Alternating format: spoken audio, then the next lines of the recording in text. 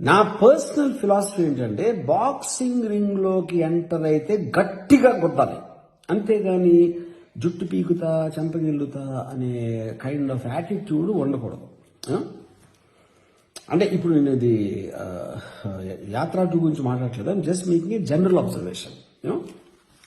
So నేను నా ఇది దాంట్లో వ్యూహం కానీ శపథం కానీ దాంట్లో ఐ జస్ట్ వాంటెడ్ టు నిజాన్ని బట్టలిప్పేసి నేకెడ్గా చూపించడం అనేది నా basic intention and objective. Okay, so ఇప్పుడు నన్ను క్వశ్చన్ అడిగారు, ఈ సినిమా పొలిటికల్ సినిమా కదా, ఓకే ఇప్పుడు టీడీపీ వాళ్ళు జనసేన వాళ్ళు చూస్తారా అంటే నేను దానికి ఆన్సర్ ఇచ్చానంటే చాలా ఏళ్ల క్రితం లంబా థియేటర్ అని ఉండేది సికింద్రాబాద్లో.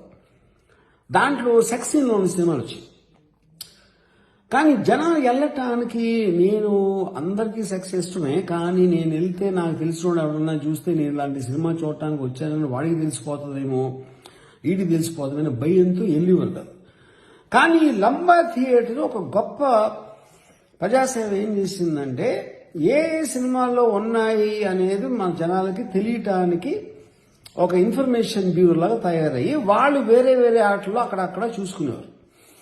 సో సిమిలర్గా నేను రోజు రేపు పొద్దున్న పాన్ చూస్తున్నట్టు టీడీపీ వాళ్ళు జనసేన వాళ్ళు వ్యూహం అనే సినిమాని ఎవ్వరికీ తెలియకుండా వాళ్ళ బాత్రూంలో చూసుకుంటారు అనేది నా ఉద్దేశం.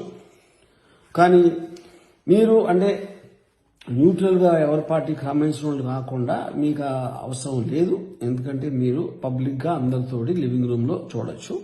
టీడీపీ జనసేన వాళ్ళు బాత్రూంలో చూసుకుంటారు, ఇది ఇన్ఫర్మేషన్.